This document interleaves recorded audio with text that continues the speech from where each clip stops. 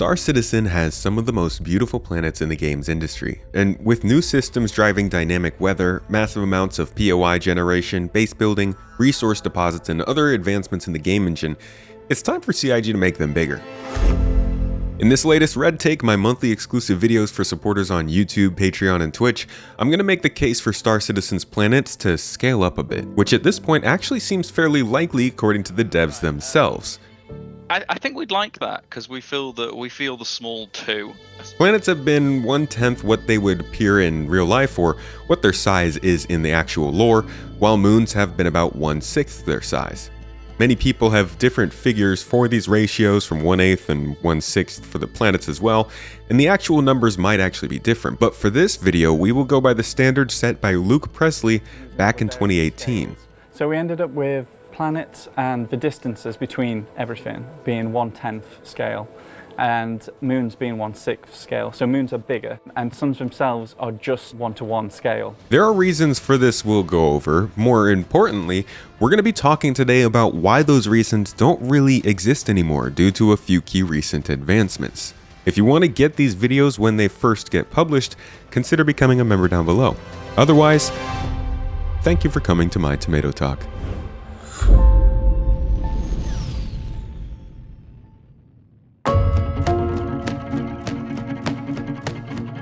Why are Star Citizen's planets the size they are? And why am I advocating for their growth?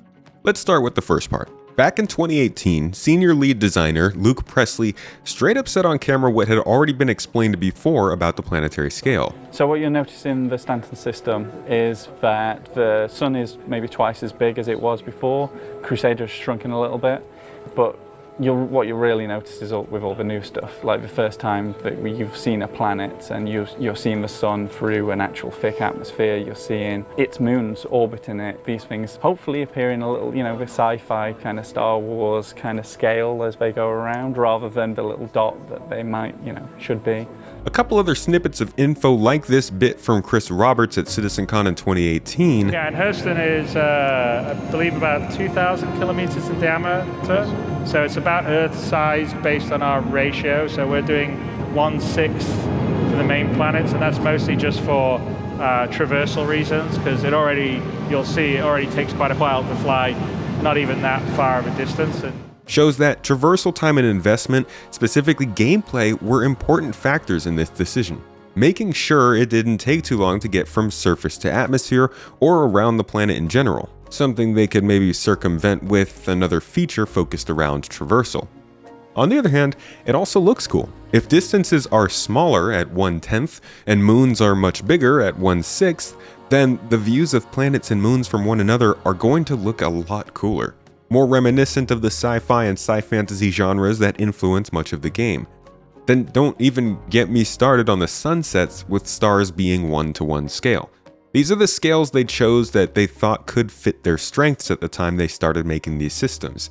Those strengths being the seamless transitions we had between planets and the specific travel speeds we were going at. Besides this, there are a couple other issues with texturing and positional data in the engine that makes this all a challenge. The thing about bigger planets is it stretches the complications with precision more, which we're hoping to be able to do away with, but that's one problem.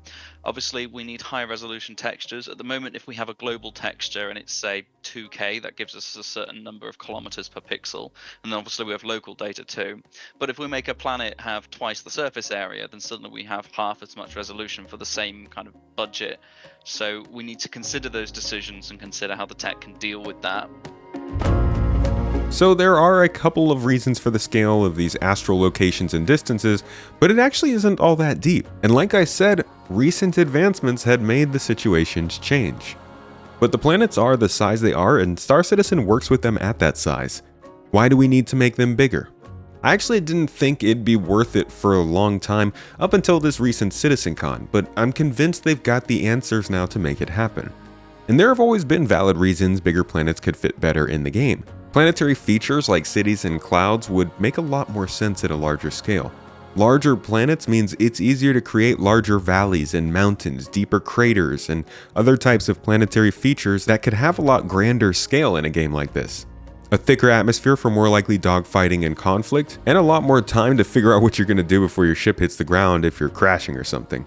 This would also obviously create more space for base building opportunities. With more space on planets means more areas to spread and diversify resource deposits and valuable locations to entice player activity. It seems like a win-win all around. Up until now though, like I said, there have been some hurdles.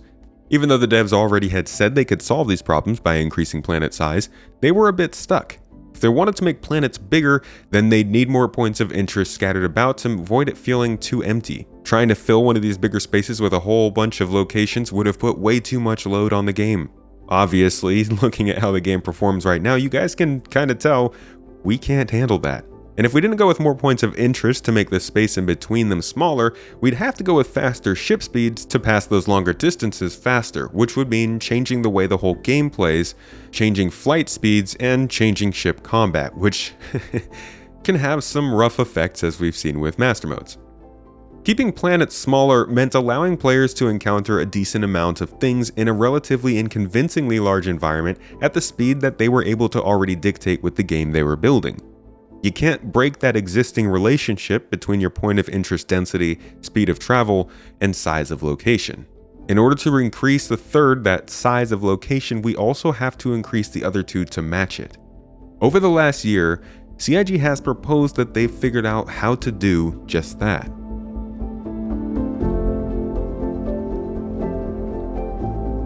Well, we'll see with Starchitect, hopefully helps fill that gap a bit, but we just don't want to, like, if the current game, we don't want to put things miles apart. But as we start to see the product of Starchitect, we might be able to see, okay, yeah, things are feeling too crammed and, you know, claustrophobic. Maybe we do need a bit more space, and we'll try and explore that.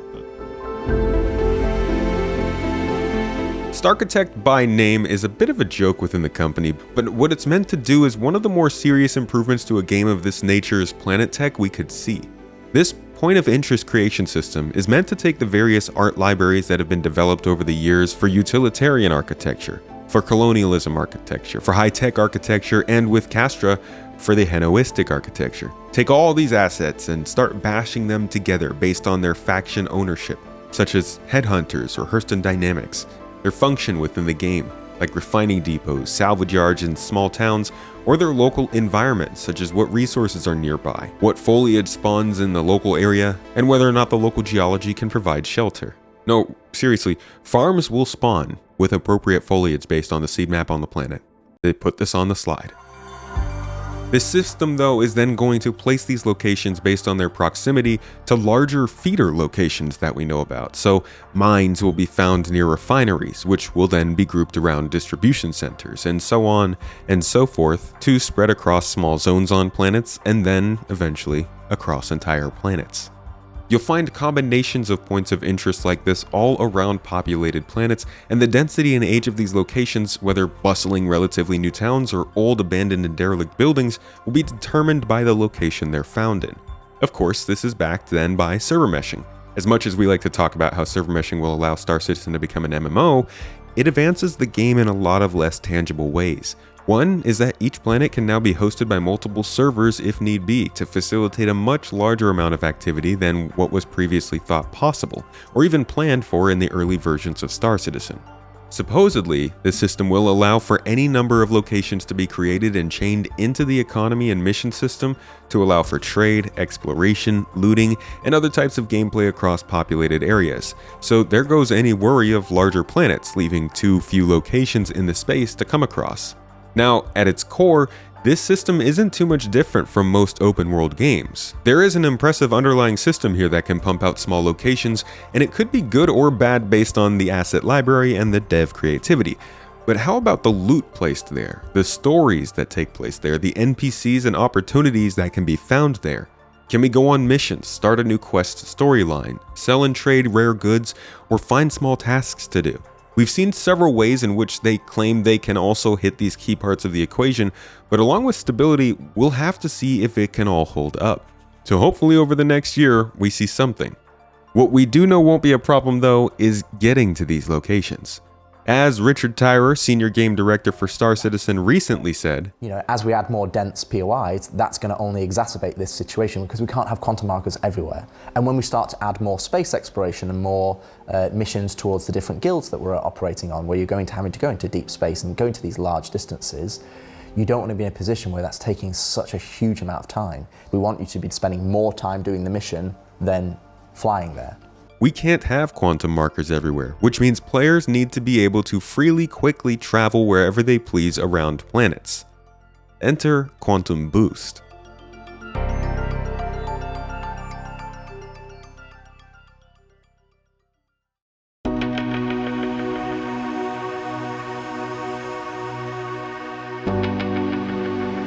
Quantum Boost was first introduced back in 2022 as a new form of travel that would fall below quantum travel, but greatly outpace conventional speeds.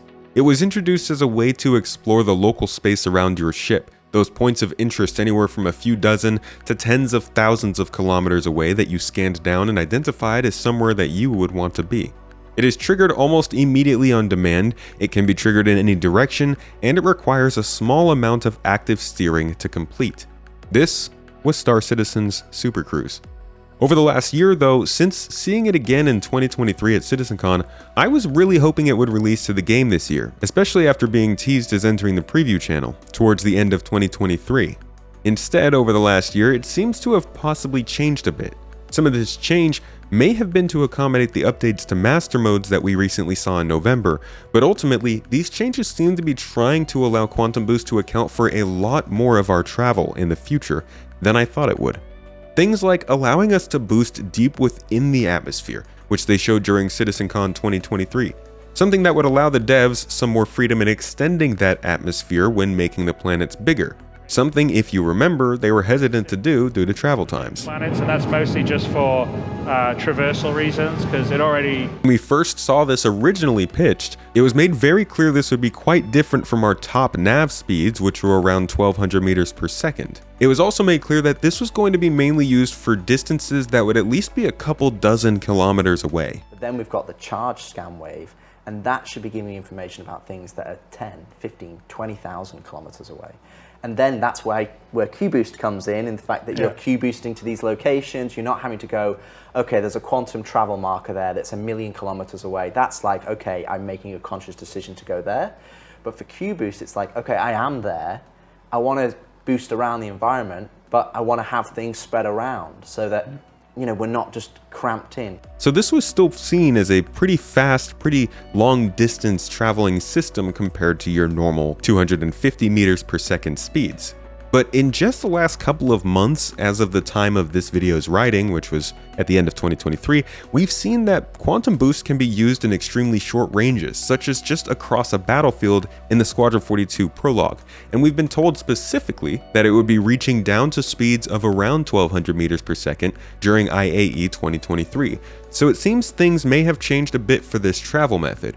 These changes inadvertently have made expanding planet sizes make more sense as well. The thickness of the atmosphere is not going to really affect ships that can quantum travel right up to low orbit from as low as just a couple kilometers. And with the ability to travel anywhere using this travel mode, we won't need quantum beacons for each location, decluttering the UI, allowing for more location density, and encouraging a little more manual exploration from players. Plus, who likes slow boating at 80 kilometers just to blow up a lone pirate and get a contract complete before flying to the next one? I'm sick of that.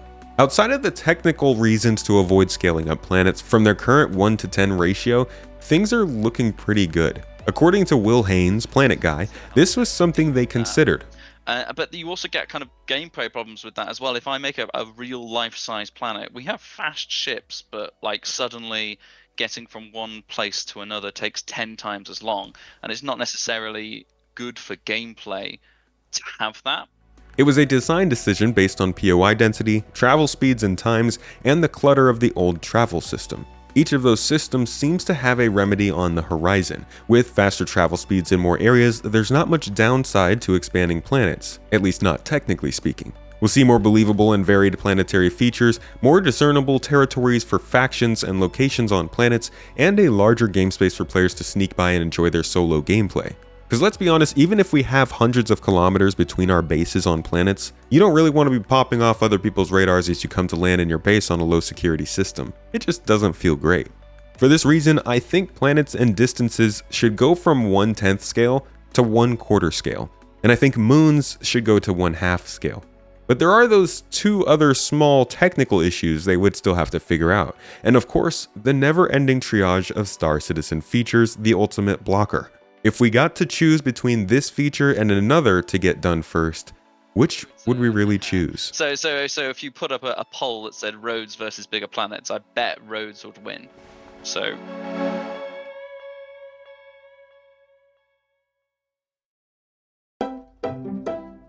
thank you for watching this video. It was one of my more opinionated red takes for supporters that sometimes ends up a tad bit outdated by the time they go public, but I appreciate the folks that make this all possible, so happy to give you these monthly timed exclusives. If you want to learn more about Star Citizen and space games in general, you can subscribe here for more content like this. You can check out Space Tomato 2 for my podcasts and stream clips, and Space Tomato Plays for some gameplay.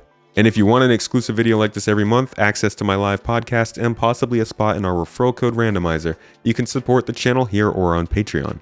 Thanks if you decide to do that. I hope you learned something new in this video, and I'll catch you in the next.